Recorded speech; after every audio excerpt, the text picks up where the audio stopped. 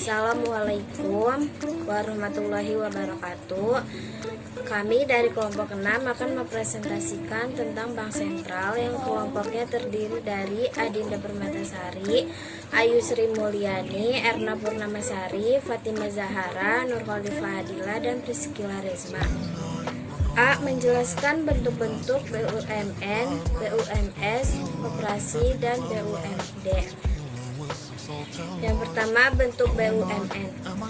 A. Perusahaan umum atau perum. Perum adalah BUMN yang seluruh modalnya dimiliki negara dan tidak terbagi atas saham. B. Perusahaan perseroan atau persero.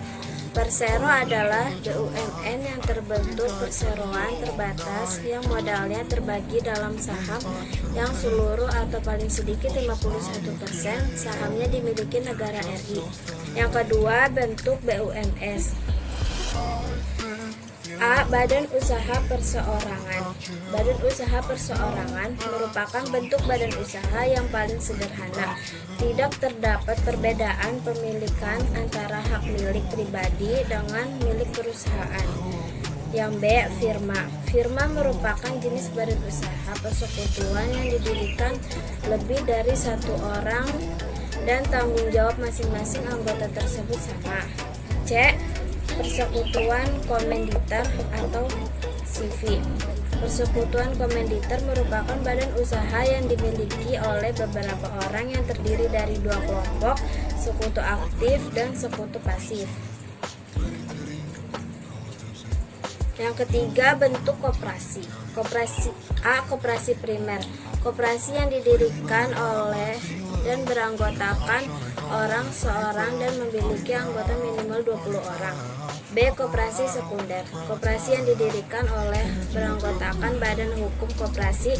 Koperasi sekunder dapat dibagi menjadi koperasi pusat adalah koperasi yang beranggotakan paling sedikit 5 koperasi primer. Yang kedua, gabungan koperasi adalah koperasi yang anggotanya minimal 3 koperasi pusat. Yang ketiga, induk koperasi adalah koperasi yang minimum anggotanya adalah 3 gabungan koperasi. Yang keempat, bentuk BUMD. A. Perusahaan umum daerah adalah BUMD yang seluruh modalnya dimiliki oleh satu daerah dan tidak terbagi atas saham. Dan yang B. Perusahaan perseroan daerah adalah BUMD yang terbentuk perseroan terbatas yang modalnya terbagi dalam saham yang seluruhnya atau paling sedikit 51% sahamnya dimiliki oleh satu daerah. Saya akan menjelaskan tentang mengidentifikasi ciri-ciri BUMN, BUMS, koperasi, dan BUMD. 1. Ciri-ciri badan usaha milik negara. Berikut ini adalah ciri-ciri BUMN yang berlaku secara umum. Ciri-ciri tersebut meliputi bertujuan memberikan pelayanan kepada masyarakat dan mencari keuntungan. Pemiliknya adalah negara kecuali tidak berbentuk preso yang sebagian sahamnya bisa dijual kepada pihak lain.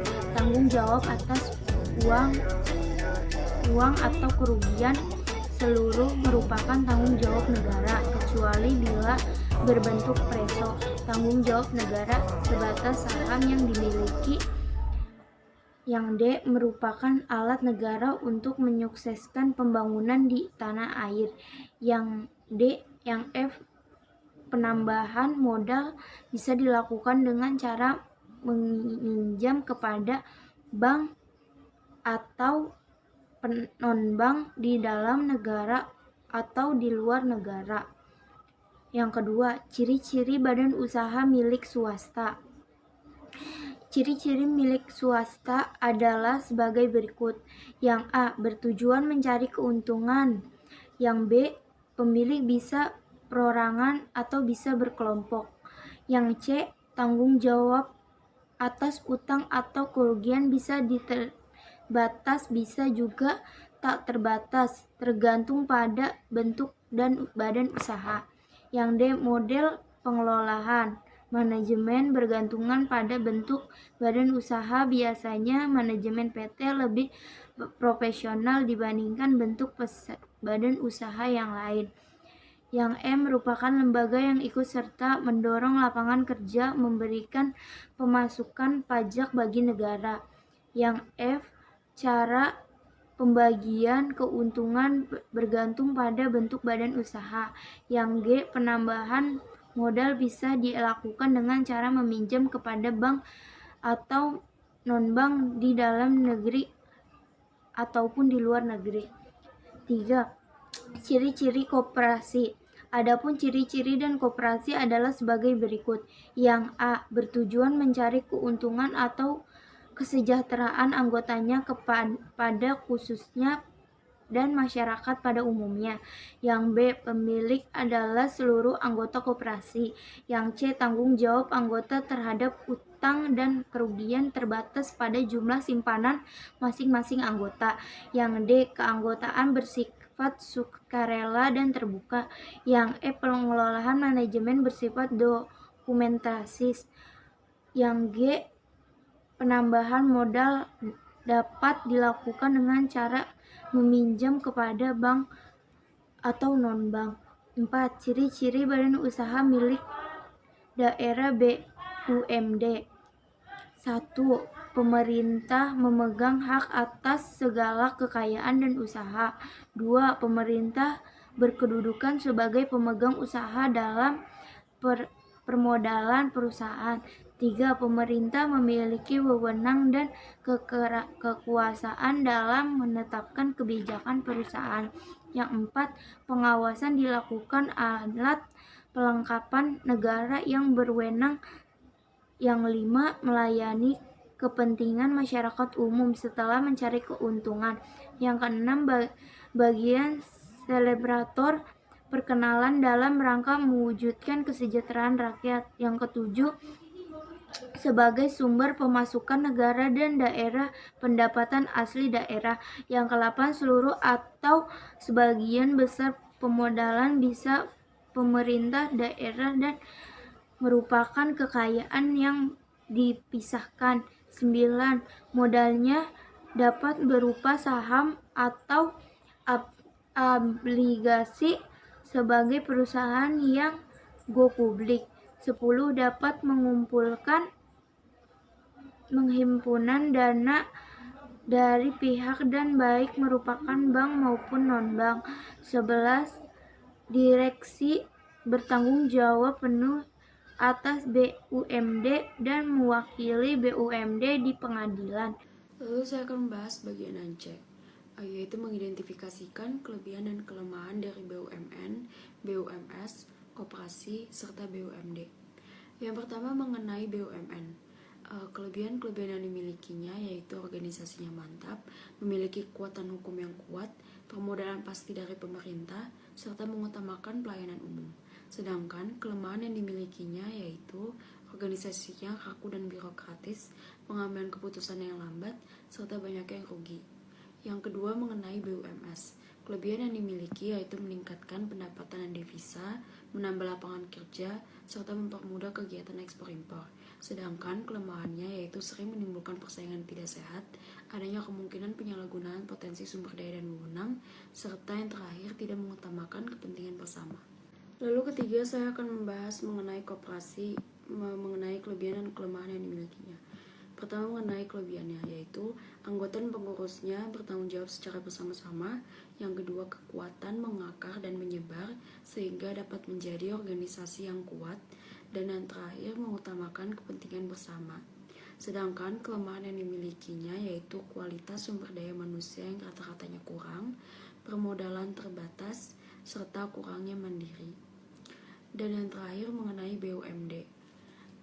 Pertama mengenai kelebihan yang dimilikinya yaitu yang pertama meringankan beban pengeluaran konsumsi masyarakat melalui penetapan harga produk karena memperoleh subsidi dari pemerintah. Yang kedua pengelolaannya oleh tenaga kerja yang berasal dari daerah setempat. Lalu yang ketiga dalam pengumpulan modal tidak sukar karena modal berasal dari kekayaan daerah yang dipisahkan. Yang keempat BUMD dikelola oleh suatu direksi dan yang ditunjuk pemerintah dan RUPS sehingga lebih berhati-hati dan profesional. Sedangkan kekurangan-kekurangan yang dimiliki oleh BUMD yaitu 1. Karena pengelola ditunjuk oleh pemerintah, sehingga kemampuan dan keahlian dalam mengelolanya menyebabkan sering menderita kerugian. Yang kedua, penetapan harga ditentukan sepihak oleh perusahaan, bukan melalui mekanisme pasar. Dan yang terakhir, pendirian BUMD sangat sulit karena harus melalui peraturan dan perundang-undangan yang berlaku. Menjelaskan pengertian penggabungan badan usaha.